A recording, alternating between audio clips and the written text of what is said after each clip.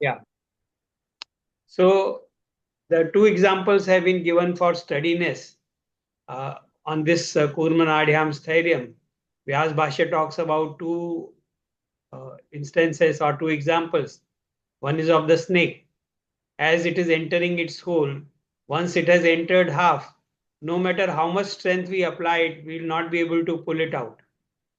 That is one example which has been given. And the other example is given of monitor lizard. Monitor lizard is known as Go.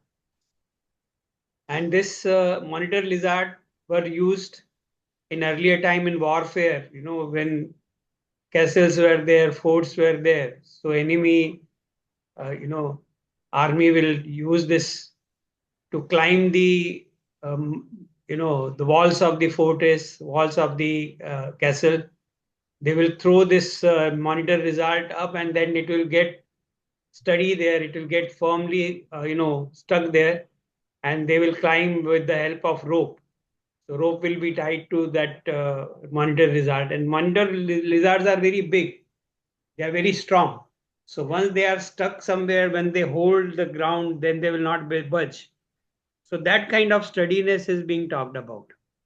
Now, this steadiness is very important in yoga. Without steadiness, it is not possible to pursue yoga. So we can, although commentators have differed with each other, but we can assume and we can take that the steadiness which is being talked about is both the physical steadiness as well as the mental steadiness. And how important it is. If the steadiness is not there, we cannot perfect the asana. That we have to understand.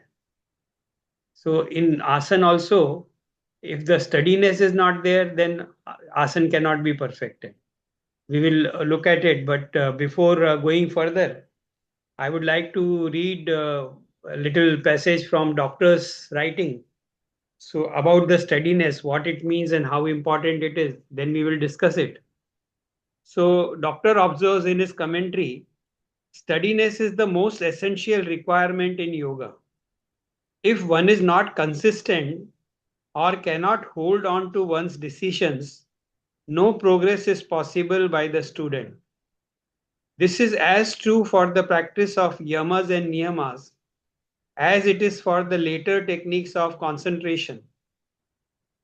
Imagine a person taking a vow to speak the truth. If in certain tempting situations he speaks the untruth, this student will not be considered fit for the practice of yoga. This steadiness is to be gained by concentrating on a certain region of the body. A region here is related to the nervous plexus, which is below the throat. The word kurma refers to a tortoise which has this quality. The exact location of the sensitive area has to be personally learned and experienced. So it is not something which we can learn by reading. Suggestions are given, but merely reading is not going to really help us. So here you will find the passage which I read was from the Yoga Sutra book by Dr. Jaydev, where Dr. Jaydev's thoughts have been, uh, you know, uh, given. So it was talking more related to a decision once a yogi takes. It is talking of mainly about the mental steadiness. And personally, I'll share with you that several times during the span of 30 years, whenever we had talks by Dr. Jaydev, some communication from Dr. Jaydev, he always talked about steadiness. He said one has to gain some steadiness in life, then only the life will become better. So you have to be steady in your pursuits. What does he mean by that? It is very clear that often we decide on so many things and then we are not able to carry out our decisions. We are not able to persist. We are not able to maintain that. Often we get distracted. Often we get disturbed, and as a result, we are not remaining steady. Now, yoga cannot be attained by unsteady mind. That is what he is trying to say. So that is one aspect of it. Then when we talk about physical steadiness also is very important in yoga, as will be seen from the various texts. Here in Siddhi part, it is talking about steadiness, but earlier also steadiness has been talked about when we are discussing about Asana, for example. There also the steadiness is very, very important. So before proceeding in that both the direction further, very few people know that Dr. Jaydev had commented on Hatha Yoga Pradipika shlokas also. So not all the four chapters are available, but two chapters of doctor's commentary was available. So I always refer to that whenever I'm reading about Hatha Yoga Pradipika. I want to talk about Hatha Yoga Pradipika. I often refer to Dr. Jaydev's talk on Hatha Yoga Pradipika. So in Hatha Yoga Pradipika, there where the asana is introduced, because we are talking about the physical steadiness and so the very first step of Hatha Yoga, in as mentioned in Hatha Yoga Pradipika, the first shloka, it reads, Athasya pratham mangatvad asanam purvamuchyate. Athasya pratham mangatvad asanam purvamuchyate kuryat tadasanam sthairyam arogyam changalaghavam. So this text is talking about the first anga of Hatha Yoga. And according to Hatha Yoga, first anga of Hatha Yoga is asana. And when this asana is performed, then what will happen? Three things will happen. One is the person will become steady. The body will become steady. Sthairyam. That is what this sutra is also talking about. Kurma Nadhyam, Sthairyam. So this Sthairya word is coming in this shloka also. Kuryat tadasanam Stharyam arogyam cha angalaghavam. So Hatha Yoga Pradipika looks at asan to be giver of steadiness, arogya, that is health, and angalaghavam, that is lightness of the body. So here clearly Stharyam is related to the steadiness of the body in the Hatha Yoga Pradipika. So the very first shloka dealing with the first angas of Hatha Yoga is talking about steadiness. This steadiness is very important.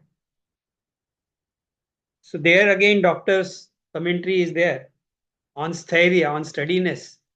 How important steadiness is. How can water in the pot be steady unless the pot itself is steady? The question is whether by keeping the water steady, the pot becomes steady, or is it that the pot should be steadied to make the water steady? Hatha Yoga believes that since all discipline begins with the body, and since the neophyte is not yet, or new disciple, new practitioner of yoga, is not yet conversant with the mind, the beginning is applied yoga should be made not from the mind to the body, but from the body to the mind. Even Patanjali emphasized this need when defining the purpose of asana. It is therefore quite natural for Hatha Yoga to ask the student to begin first with the asanas. In Tantra Yoga, Dhrata has been referred to as the aim of asana and sthirta as condition, the sthirta as the aim of mudras.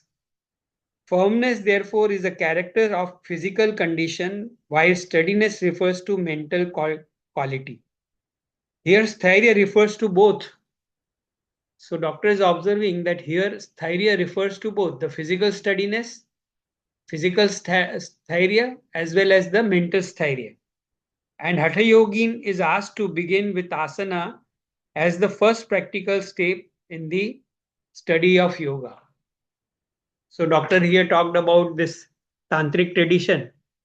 Now, according to many scholars and experts, there is a Hatha Yoga text called Gheranda Samhita. Now, this Gheranda Samhita, although it is a Hatha Yoga text, but many people also believe that it is part of the tantric text. At many places, Hatha Yoga only itself has been termed as Tantra. It is related to Tantra. So various viewpoints are there, and in Gheranda Samhita, which doctor has referred, There they talk about Saptanga Yoga, yoga of sevenfold path of yoga, Saptanga Yoga.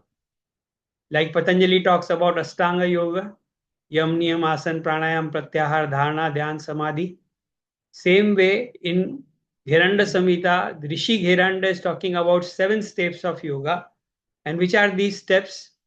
Shodhanam, Dradta, Sthairyam. Third step is Sthairyam, steadiness. Shodhanam, Dradta, Sthairya, Dhairya, Laghavam, Pratyaksham cha, Nirliptam cha. So, sevenfold path of yoga of Maharshi Giran, it talks about asana, mudras, pratyahara, pranayam, dhyana, and samadhi. 7 steps have been given there. And in that, the third step is mudras. So here in Giranda Samhita, they talk about mudras because mudras are also responsible for steadiness in the body. So that we have to understand that in Hatha Yoga at various places, this idea of steadiness has been again and again talked about. Hatha Yoga Pradipika I mentioned already. And then when we go to the Patanjali's Yoga Sutra, we are discussing third chapter, but when we go to the second chapter, how the asana has been defined, the very definition of the word asana has been given as Sthairyam. Sthira, Sukham, Asanam. What is asana? What is yogic asana? A yoga posture. What is a yoga posture? A yoga posture is that which is steady and comfortable. This is the definition of asana. This is how Patanjali has defined asana. Yoga posture is steady and comfortable. So again, there they are talking about the steadiness of the body. But then relatively, steadiness of the body is quite, easily gained if a person is very sincere, very nicely he's practicing, regularly he's practicing, certain amount of steadiness is gained. Now this steadiness normally yoga practitioners are not following. They don't pay attention to the steadiness. Normally we think the more asanas we do, the better it is for us. So all the time the body is unsteady. And even when we are doing some conditioning practices, it is hardly for 10-15 minutes. You will not find anybody practicing conditioning practice for half an hour. And even those 10 minutes, this I am telling you, sharing this experience because I have talked to many people and I have observed. So even in those 10 minutes, people will be fidgeting with the body. People will move their leg, people will move their shoulders, people will change the position of the hands, they'll flicker their eyes or they'll move their neck. Now all these are signs of unsteadiness. So imagine how indisciplined our bodies are that we cannot even sit for 10 minutes without really moving, without really, making some movement in the body. That's why steadiness is very important. And ultimately, the mastery of the asana is connected to the steadiness of the body. The moment body will become steady, the signals from the nervous system, from the peripheral area of the body, from the extremities, from the legs and hands, they will stop coming to the brain and they will not disturb. Otherwise, all the time the signals are coming from the large muscles of the extremities, from legs, from hands, and mind gets completely disturbed again and again. That is what is happening. So now that we have to pay attention. And when we are talking about this asana, sthira sukham asana, hardly, it is a sad thing that although Patanjali has very clearly stated, but hardly anybody is aiming towards steadiness when one is performing the asanas. Movement is more important for some, but steadiness hardly finds, that kind of focus. So maybe before proceeding further, maybe we can understand how important this steadiness is and how the steadiness of the body is connected to the mental steadiness. This is something which needs to be experienced. So now we will do a little bit of experiments for a few minutes You can assume any posture, comfortable posture, which you feel is comfortable for you. And having assumed that posture, don't do anything. Just try to be steady in the position. That means no movement in the body, absolutely no movement in the body. So take any posture you like, you feel comfortable with, and remain steady for some moments, some minutes. I'll tell you when to stop. Till that time, you can just take a posture and remain steady and pay attention to the steadiness of the body. See that the my body is not moving even a little bit. That's it. Start.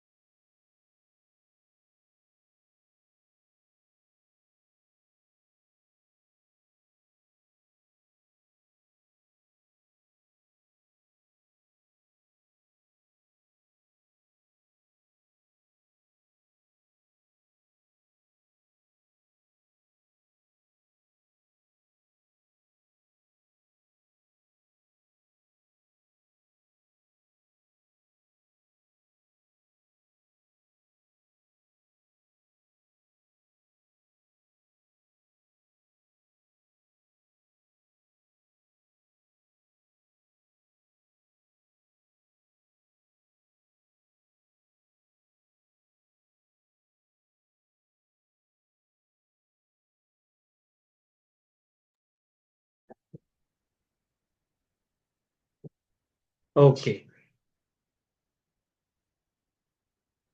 So this must have given a very clear idea how difficult it is to keep the body steady. And I would like some of you to share what was the difficulty, if at all there was any difficulty in keeping the body steady. From where did the difficulty come? Was it from the mind or from some other part of the body? Anybody would like to answer?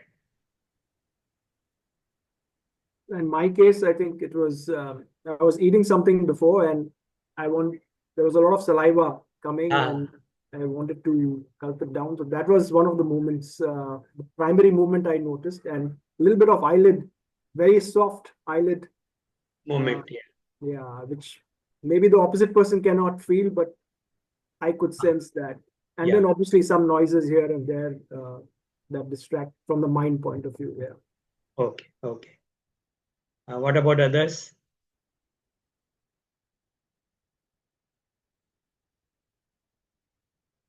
Anybody else?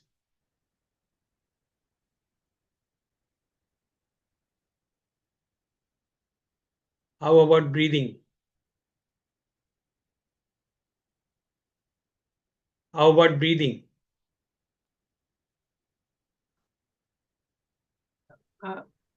So I could feel my breath more prominently. And also, sometimes you can feel the heartbeat also. So, did anybody feel that there was a disturbance coming because of the need to breathe in, breathe out?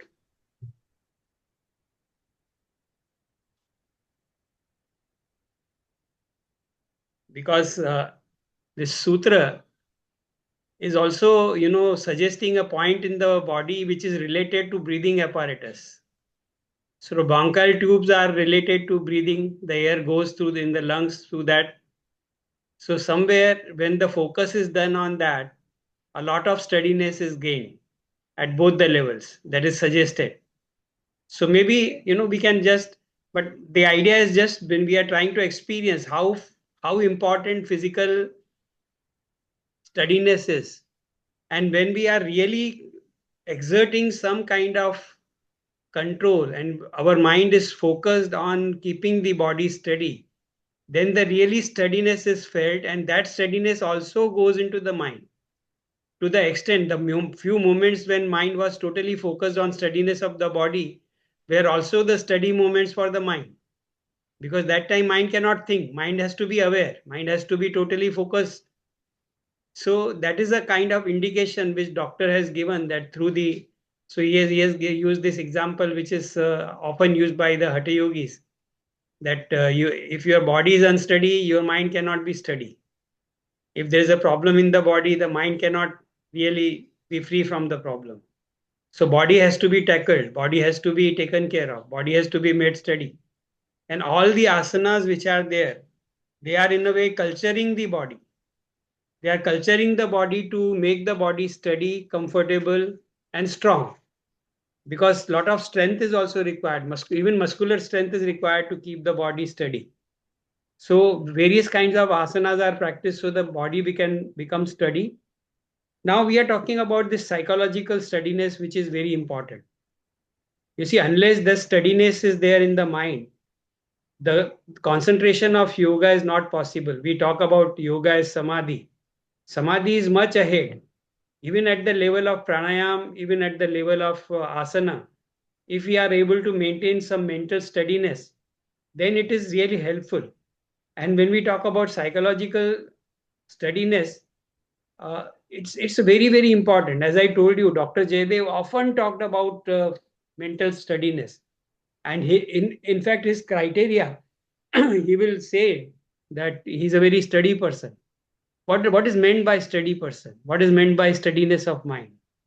Steadiness of mind means we decide a certain course of life, certain course of action, and then we carry through. We do it continuously, and we don't, fail in that.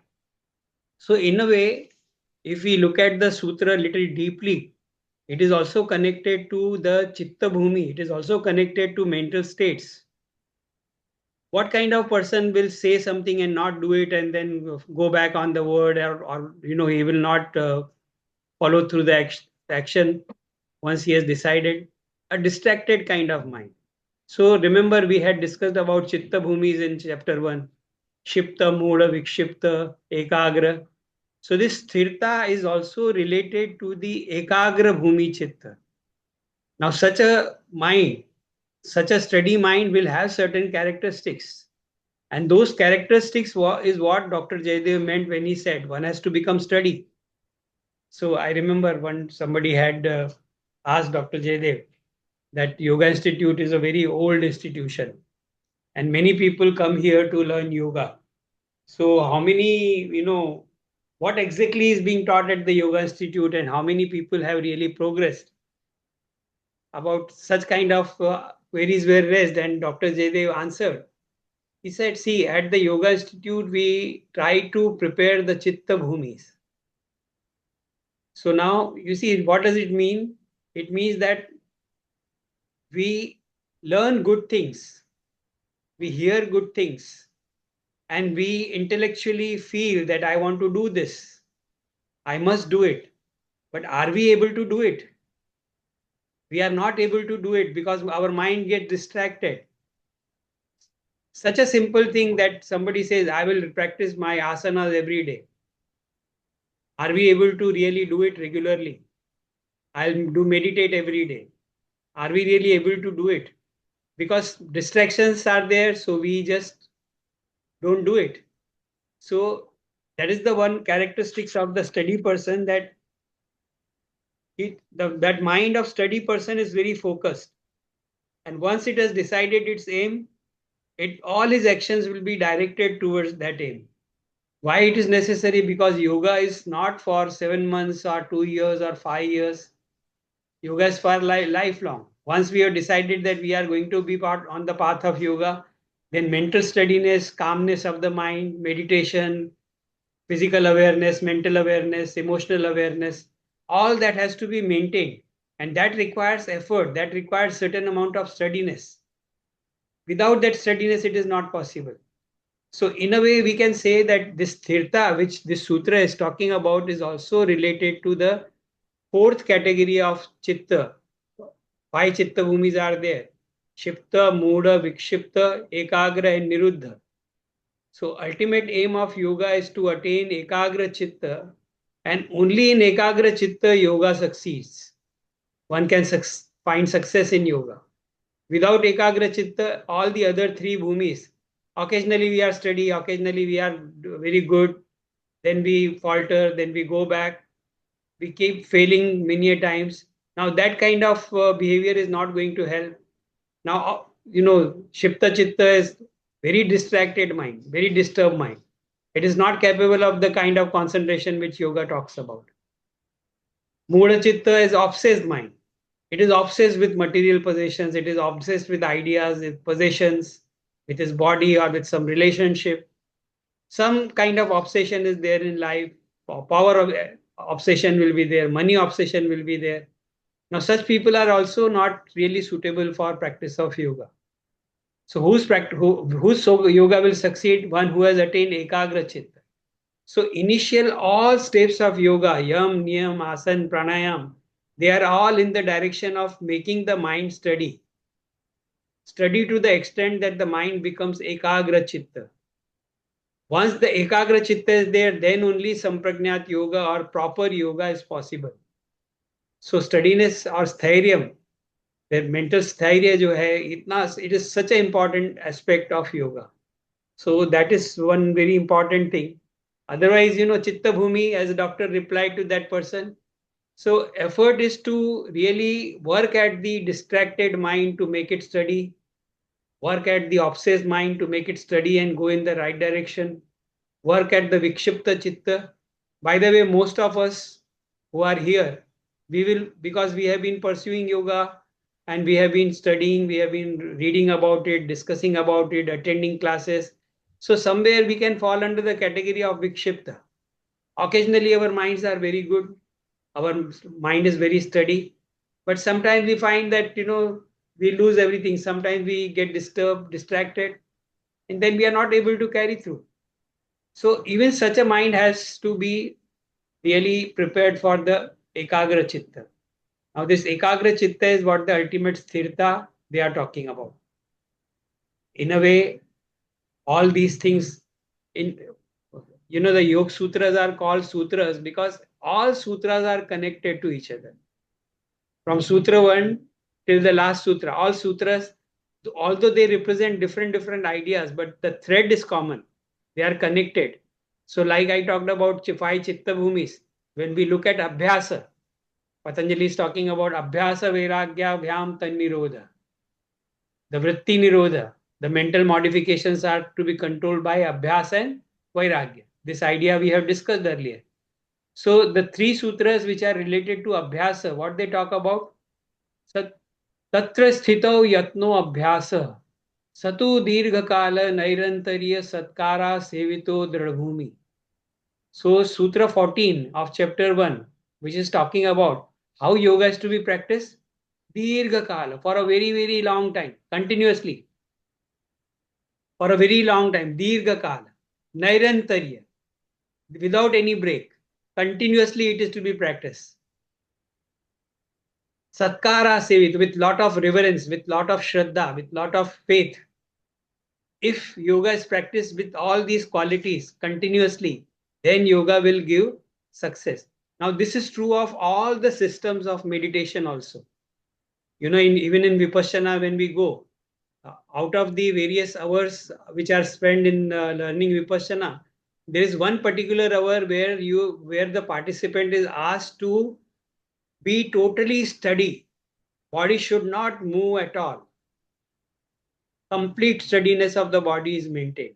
Same way in Zen system also we find, in Zen meditation also we find that initially they prepare, they take the posture, and then little movement is done to arrange the spine in a certain way, the stomach in a certain way, the legs are kept in a certain way, and then once the process starts, then till the process is over, one is not supposed to move his body at all. The body has to be completely steady. That stillness has to be attained. Now that stillness is what is being talked about in this sutra. So stillness, Sthairyam, calmness, steadiness, they are representing almost the similar ideas. And this is an important aspect of yoga, which although here it is given in the form of siddhi, here merely by focusing on certain part of the body, because there are certain parts of the body which are very sensitive and they can produce certain effect. And that is the reason you will find in acupressure, acupuncture, some of the body parts are used to create certain effect. The effect is not only at the physical body, but even at the mental level, the effect is there. So somewhat similar kind of thing is being talked about in Sutra, that Kurma Nadhi, which is there in the breathing apparatus, if one is focusing on that, then one gets steadiness of mind. This is the Sutra's contention. So if there are questions.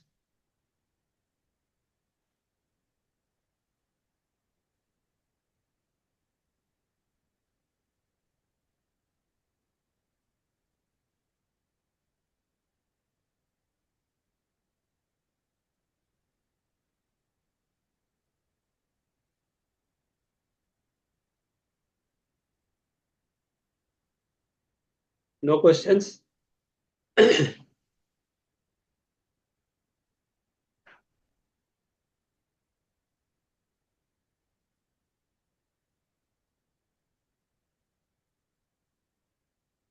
Nana Sai, you want to observe something, say something? No. Okay. Okay. Thank you.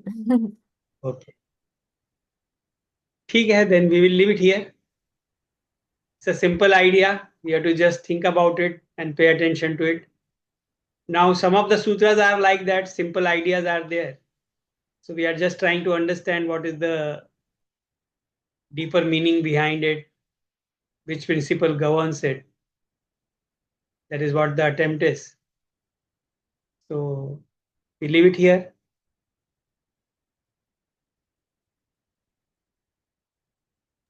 Thank you, sir. Namaste. Thank you, sir. Namaste. Thank you, sir. Thank you, Thank everyone. you. Thank you, sir. Namaste. Thank you, everyone. Namaste.